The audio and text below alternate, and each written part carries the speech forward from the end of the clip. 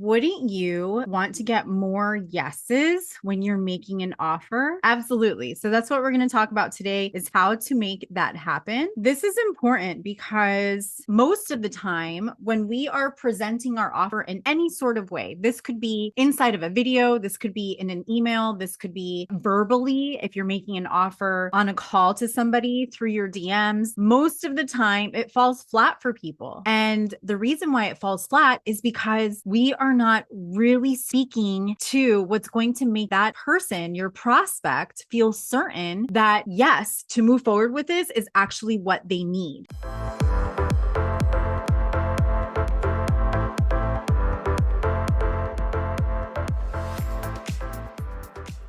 And so what I want to share with you today are some strategies to help you either rewrite your offer and your messaging or refine it. Or if you're starting from scratch, this is going to be really good for you too. Okay. So for those of you that are brand new and we have not met yet, welcome. My name is Gina Tassinelli. I'm the owner and founder of Hype Media. We are a boutique digital marketing done for you agency. We work with high level experts, corporate brands. We are typically the behind the scenes of what is gaining the momentum for a lot of brands that you see out there, especially in the coaching, speaking, author space as well. So that is what we do as an agency. What we're going to be talking about today is how to make your offer a must have instead of a nice to have. Like, who wouldn't want their offer to be like, hell yes, I need that, versus let me think about it, or right now is not the right time, right? So here's what I want to start with. And this is why most offers are getting ignored, because you can have the slickest funnel, the prettiest graphics, the fancy urgency countdown. But if your message is off, none of that shit matters. Your offer is going to keep sitting there, maybe some day zone for your audience. And the truth is that people don't buy your product because it's good. They buy because it feels like they need this right now. Like if they don't get this, they are going to miss out on something. If they don't get this, their life is not going to change. So in this training, I want to teach you how to make your messaging urgent without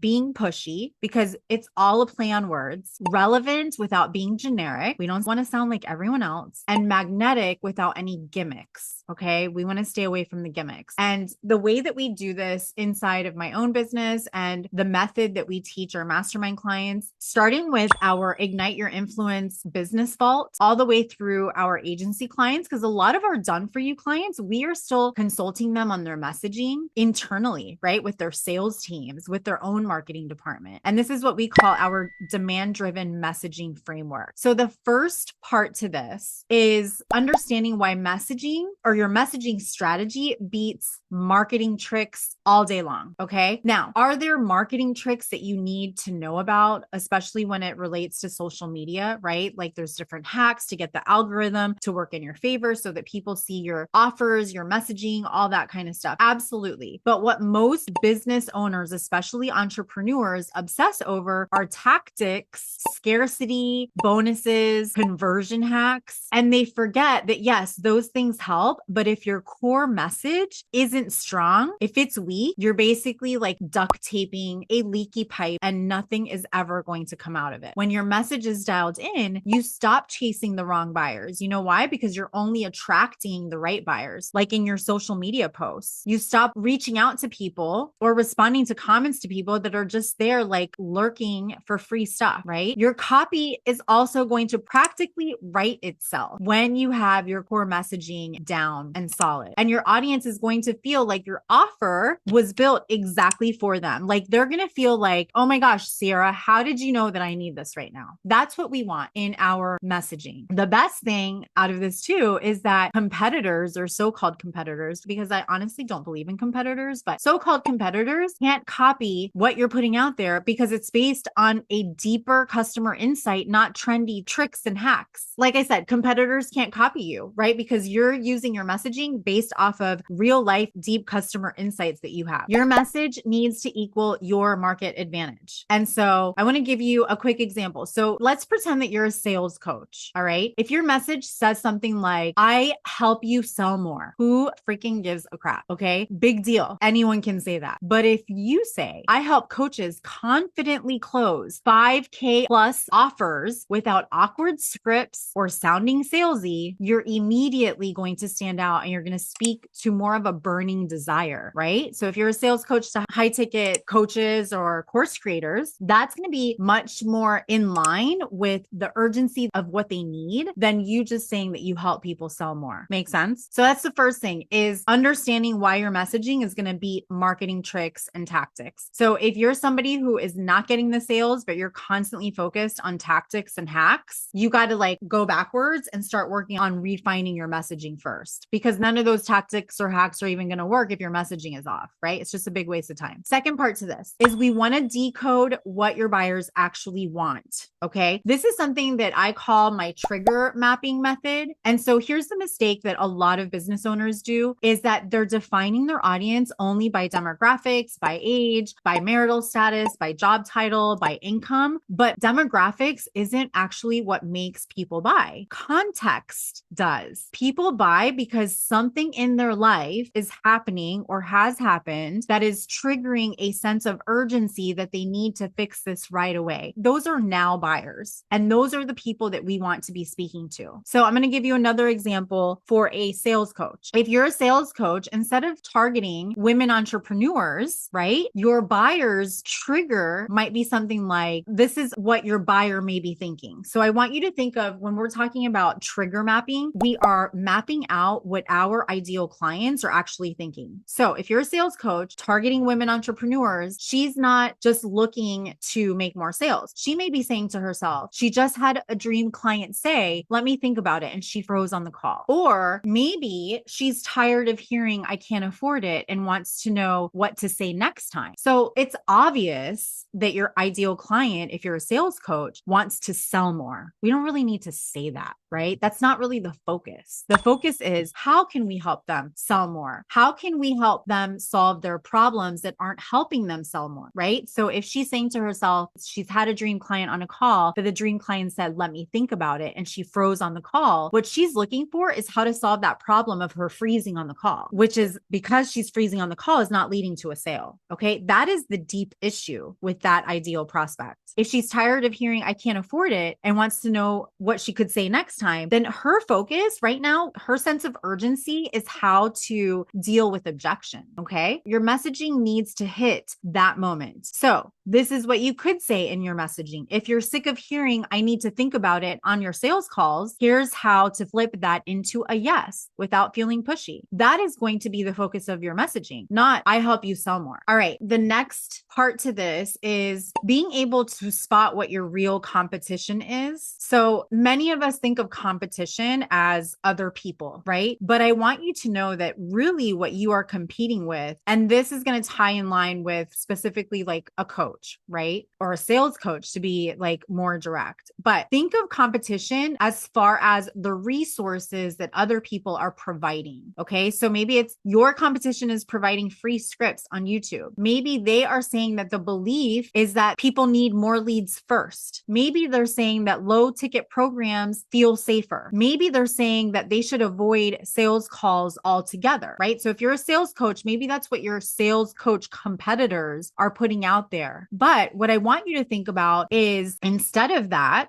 I want your message to counter what they are putting out there. So if your competitor is putting things out there like free scripts, if you're a sales coach, for example, they're putting out free scripts. They're putting out the belief that you need to have more leads first. They're putting out there that you need a lower ticket program, or they're putting out there to avoid sales calls. Your ideal client might be thinking, if I just download that free script, it'll help me figure it out. Or if I just spend time on a lower ticket program, it'll help me make more sales. That could be what they're thinking. Instead, when your message counters what they're saying, it could sound something like this: scripts don't close clients. You do. I'll teach you how to lead conversations so clients happily pay $5,000 without feeling sold to. Same thing like if you're a health coach or you're selling like a health program or even nutrition, like supplements. Okay. Your competitor may be focused on, if you take the supplement, I don't know, for 30 days, it's going to help you lose weight. Where your messaging could be talking about, if you focus on these particular things, including supplements, this is going to give you long-term weight loss, right? So we want to counter what we see out there. Of course, it needs to make sense for your business and it's got to align with you, but that's how you're going to be able to stand out from the competition. All right. The fourth part to this is finding your hell yes buyers, not just your ideal buyers. Okay. Ideal buyers are, it's more generic. It's people that would fall into your ideal client avatar, but a hell yes buyer is somebody that falls into that category, but in the moment right now, they are ready to buy. They are a now buyer. They are searching for the solution at this moment and they are ready to make a purchase, because not everybody who wants your solution is ready to buy right now. Okay. I'm going to give you a perfect example. Right now, we've got really amazing entry enrollment deal to come into our Kickstarter mastermind program, the Ignite Your Influence Business Vault, for only $97 a month, $3.23 a day. That is it. Okay. There's people that have said, no, they're not ready. And,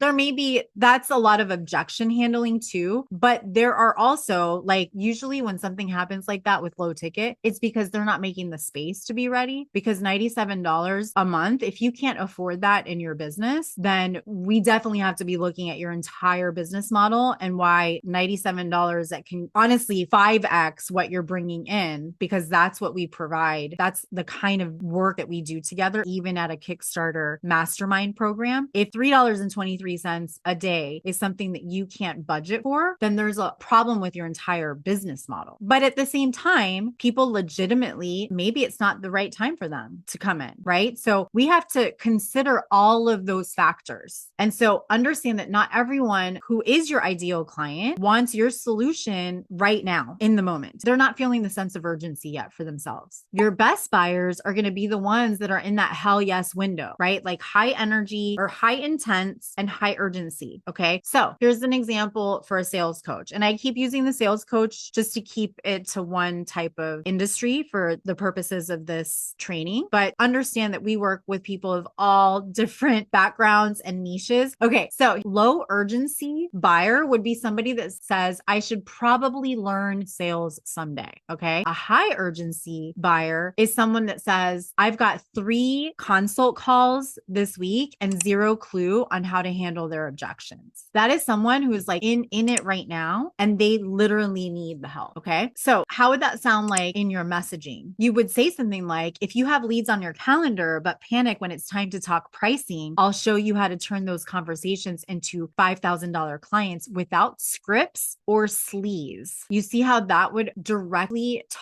speak to somebody who is a now buyer looking for sales coaching and sales help. All right. So how do we write messaging like this? I know I gave you examples, but this is what I call my triple D formula. Okay. So most messaging is very vague and vanilla, but here's how you can use my triple D formula to help walk you through the idea, the mindset, and the framework of how to write copy and messaging that actually converts. The first D is defining the problem. Okay. So if you're tired of hearing, I can't afford it, and walking away from clients who should have said yes, that is a problem. If you're a sales coach and your ideal client, your hell yes client, is somebody who is constantly getting people saying, I can't afford it, that is their problem. Okay. So you want to speak out loud to that problem. The second D to this is deliver the desired outcome. Okay. So again, let's pretend hypothetically you're a sales coach and your hell yes buyer is somebody who doesn't know what to say on sales calls or is constantly getting the I can't afford it. You would say something to this effect to deliver that desired outcome. Imagine walking into every call knowing exactly how to lead the conversation so high ticket clients say yes without awkward scripts or pushy tactics. All right. And then the third D is drop the proof. This is where you get into a little bit of storytelling. It could be sharing a personal experience of yours. It could be sharing a client experience. It could be sharing a case study. And so you could say something like, one of my clients closed her first $10,000 client in 48 hours after using my confidence framework without lowering her price. Okay. So those 3 Ds, define the problem, deliver the desired outcome, and drop the proof, are a framework that you can follow for your social media content, for your captions, for your videos, when you're speaking in videos, for your emails, when you are on calls with people. There's so many ways to use that framework. Again, it's about the messaging. The sixth part to this is how you position yourself. This is what I call the Trojan horse positioning, right? You want to sell them what they want so you can deliver what they actually need. Many times what we do as entrepreneurs, we're trying to sell people what we feel they need, and we skip that they actually don't know what they need yet. If they knew what they needed, what they really needed, they would figure it out on their own, right? That's why they need us. But we need to sell them what is it that they want, okay? So I'm going to give you a great example. Like, let's say you're a health coach. What people feel, what they want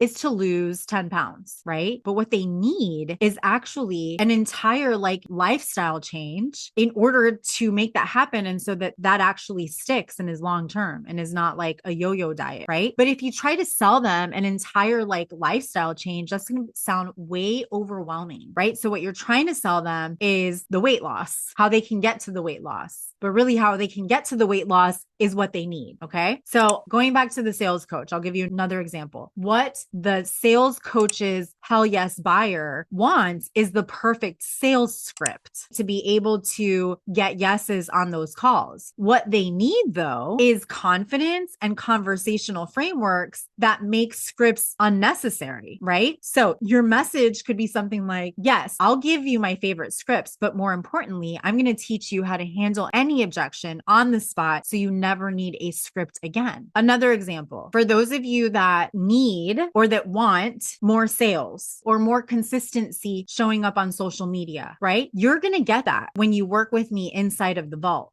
and you're going to get more leads. But what you need in order for that to happen, a lot of it is a system and confidence and frameworks that's going to actually get you to those leads and those sales. Okay. So that's another way to think about it. And that's what you get. And yeah, you get tactics and you get hacks and you get all that stuff, but guidance and support, that's what you really need. Because for many of us entrepreneurs, we're Googling everything. We're, piecemealing what we hear from here, from there, and we're trying to put it all together on our own. And guess what? That's not what you do for a living. So you absolutely need an expert to help guide you, to motivate you for accountability, and to be in a container, in a space where you have a sounding board where you can get feedback and people are by your side and you're not doing this all alone. All right. The last part to this is you want to test your messaging out. So I want you to know, like putting out, for example, one piece of copy that's making an offer. And if you get crickets, it doesn't mean that your offer stinks. It just means that your messaging needs some tweaking and some testing. And we do this a lot when we run Facebook ads. We have to test some things out. One of the ways that I love testing is by asking questions. And we teach this inside of our program, what I call our activation posts, where we get people to raise their hand. So I post a lot of these different types of test messaging inside of this group. You guys just don't realize that I'm actually testing my messaging out, right? So you may hear me or see a post of mine that says, if I were to teach you how to blank, would you want to know? And if I get lots of comments on that, to me, that is validating that, okay, people want to know how to do this. Okay. So you don't need to waste like months creating a full messaging campaign around an offer for a message that you think is going to work. What you want to do is you want to validate it fast first. Okay. So you could put questions out there, engagement questions that really help you. So for example, if you're a sales coach, would you feel more confident selling $5,000 offers if you had a script or if you knew exactly what to say, no matter what the client throws at you? If you put that type of question out there, and most people said, they commented and said, I'd rather know exactly what to say, no matter what the client throws at you. That's the messaging that you have to focus on, not giving out scripts. Okay. Here's another one. You could run a mini offer. And I do this with a lot of like my free trainings, right? So I tend to do this on my personal profile, wherever I get the most engagement, and then I bring it over here. Okay. But you could say something like, drop the word confidence and I'll send you my 5-minute framework to crush the number one objection killing your sales. Again, we're pretending that we're a sales coach. Now, if you get tons of people dropping the word confidence when you say that, then here's what that tells you, that people really want to know what your 5-minute framework to crush the number one objection killing your sales is. And that's important to know, right? They want the framework. By the way, that's going to do a lot of other things for you too. It's going to definitely identify leads for you, people that you can respond back to and comment and then have a DM conversation with. That is not what today's training is about, but there's like so many parts to this. Rather than just jumping in without any intention or strategy and just throwing content out there, follow this for yourself. Okay. I promise it will absolutely change the response and the effectiveness of what you're putting out there. All right. Here's what I want you to think about. If people aren't buying, it's not because your offer isn't valuable. Most of the time, that's not why people aren't buying. It's because your message just doesn't make them feel that this is a must have that they need right now. Okay. So I want you to, just to wrap this up. The first thing is you want to do trigger mapping. Think about the things that people are saying to themselves that would create that sense of urgency. The second thing is understand the other options that are being put out there for your hell yes clients, right? Things from like, what are the other things that people are offering? Like free scripts if you're a sales coach. And what you want to do is you want to do the opposite. Okay. You also want to understand those hell yes buyers. Use the triple D formula that I shared with you. Your Trojan horse positioning is the next thing. And then of course you want feedback. You want that fast feedback testing. Okay. If you want the full guide to this, so you can walk this like step by step as you're creating content and messaging and offers, just say the word guide and I will send you this. But what I want you to do is stop selling with all the hype of your product, because again, it doesn't matter how good your product is. You're not going to sell it if you are not speaking to people in this way, in a very clear, concise way. And then I want to see your conversions explode. And I will see you guys next week. All right. Have an amazing rest of your day. Bye, guys.